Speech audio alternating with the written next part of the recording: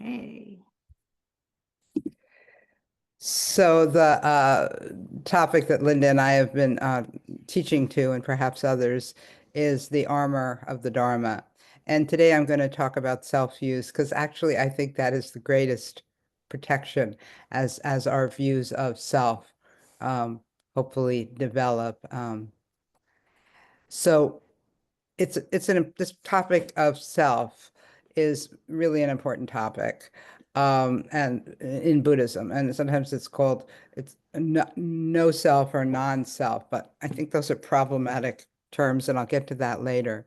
But this topic of self is also important in Western psychology. So I'm going to again talk in this talk suggest that having certain views of self is protective or an armor.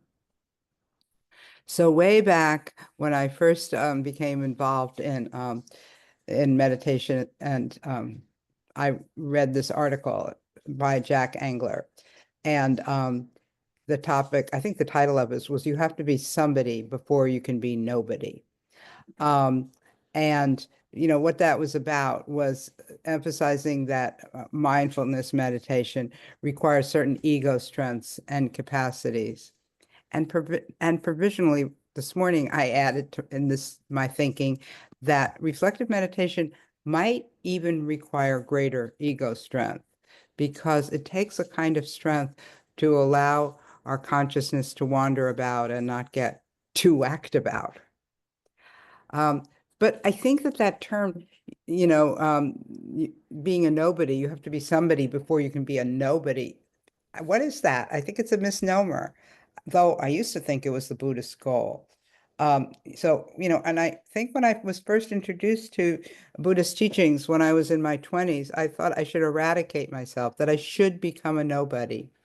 That was not a great idea. And I don't think that's what Buddhism is actually about. Because as a young adult, I actually needed to find myself, or as Jack Engler would say, be a somebody. I needed to figure out what mattered to me, what career I wanted, how I wanted to relate to others. I mean, so much more. I needed to grow I needed to grow and find myself would be common terminology. And rather than being a nobody, I think it was a healthier direction as a woman to become more visible as a woman living in a patriarchal world. So back then, this trying to erase myself, this wasn't conscious, but I did think it was the Buddhist path.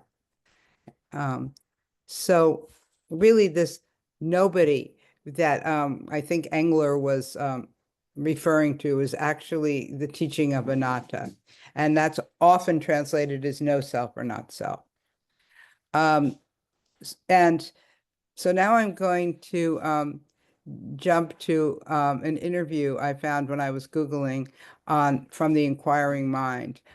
It was an interview with Jack Engler, and this was summer 1988. And it was the topic of the whole, they showed the cover of the Inquiring Mind. That was, oh, by the way, the Inquiring Mind was a semi-annual print journal that was in print from 84 to 2005. And it was interesting. It said it was dedicated to the creative transmission of Buddha Dharma to the West. So I read that magazine that paper, it was sort of a newspaper thing, very carefully. And this particular issue intrigued me, which was about Buddhism and psychotherapy, because I was just finishing up graduate school. I mean, Buddhism and Western psychotherapy. I was just finishing up graduate school on that intersection. So here's the interview. The question that was presented to Jack is, how is the concept of self different for a Theravada Buddhist, which is, by the way, we're in the lineage of Theravada Buddhism, and a Western psychologist? And he responds, well, if you look closely, they're not that different. That might surprise some people.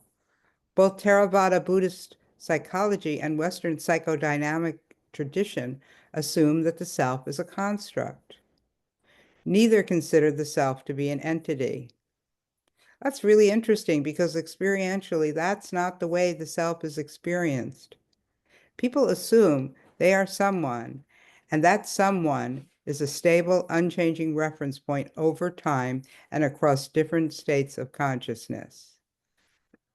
I think that's an important line. I'm going to repeat it because I'll change it to, I think we are not even assumed, but it's like it's knee jerk that this is like the what we need to almost need to believe that we're someone and that someone is stable and unchanging reference point over time and across different states of consciousness.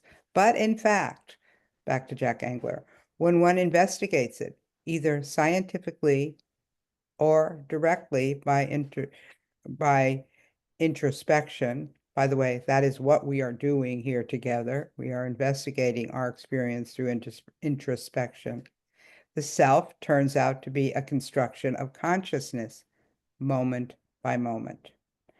That discovery is one of the core thrusts of Buddhist meditation practice.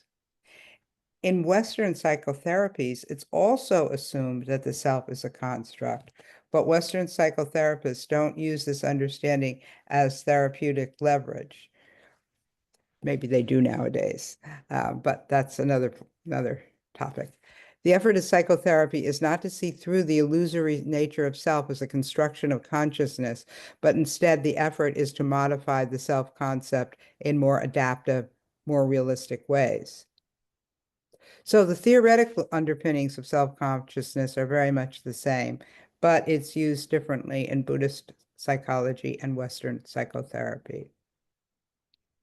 He goes on to say, an overly solidified sense of self is a neurotic sense of self. We don't use that word neurotic so much anymore, but there's problems. I think we could all say whatever word we want to use for it, but with an overly solidified sense of self. And he says the problems, it's rigid, it's inflexible, and it's maladaptive. So a Western psychodynamic therapist would work with the ideas or the images that people have of themselves and would do two things. And again, he's really being very broad summarizing here. One is to try to broaden that sense of self, to make it more flexible, less neurotically rigid and tight, broaden it to encompass wider and wider areas of experience. And two, a therapist the therapist would work to bring to the surface some of the hidden, buried, repressed self-images so they too could be incorporated into the conscious sense of self. But it's still a differentiated sense of self that is seen as separate from the object world, though always in relationship. So I'm ending his quote here. So how does reflective meditation fit in with Angler's view? Well, I agree with most of it. And though believing that living our life with more flexibility and being able to encompass wider and wider areas of our experience, that is our path. And maybe that's why reflective meditation can sometimes look so much like therapy. Now, we don't suggest that you try to uncover repressed self-images. We've never said that or given a talk on it. Though, when you listen to people talk about their sittings and when you record your own and reflect upon it, it often comes up, those uncovered, repressed self-images. It often comes up in consciousness. And I believe that this direct knowledge, and in meditation, you get a more sense of a direct knowledge rather than a more aloof or distant knowledge, that it can really unlock some of those rigid patterns. So I don't see it as two separate directions. Angler didn't either, but then he went into it being a little bit separate. I don't see it as I see that in two separate developments, excuse me, in Buddhism and Western psychology. I don't see those as separate. I see them as intertwined, independently arise.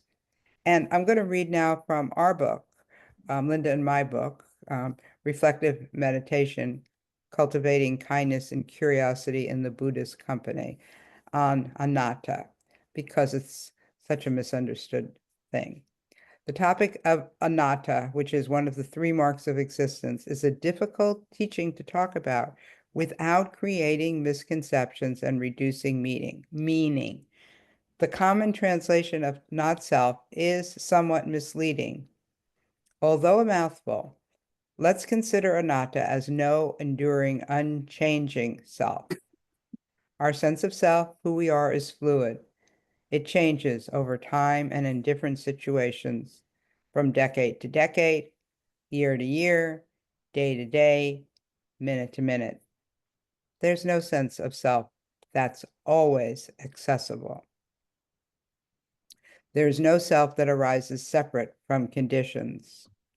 We're formed and reformed by conditions. Understanding this mark of existence allows us to engage with the conditions we encounter rather than being victimized by them or imagining we can conquer them. Yet we need a sense of coherence. Some things do continue. We need healthy self-structures to live in the world. So I do think that's our response to when that article from Jack Engler came out in the 1970s. There were all these rebuttals and people's responses, and I think that this might be ours, how Linda and I see it. So back to the armor. What I think armors us, again, is the capacity to respond flexibly and ethically to the conditions that we encounter. Sometimes it feels like life's just throwing these conditions at us. And to know that our capacity for this too fluctuates. We can't always respond so flexibly and ethically, hopefully more, pretty ethically, mostly ethically. And to know that our self is a construct that changes, to really know it. And it changes based as conditions fluctuate. I believe that that is an armor from a lot of suffering and pain. So let's meditate and see what our consciousness throws at us. Looks like I've seen you all before, which is delightful. So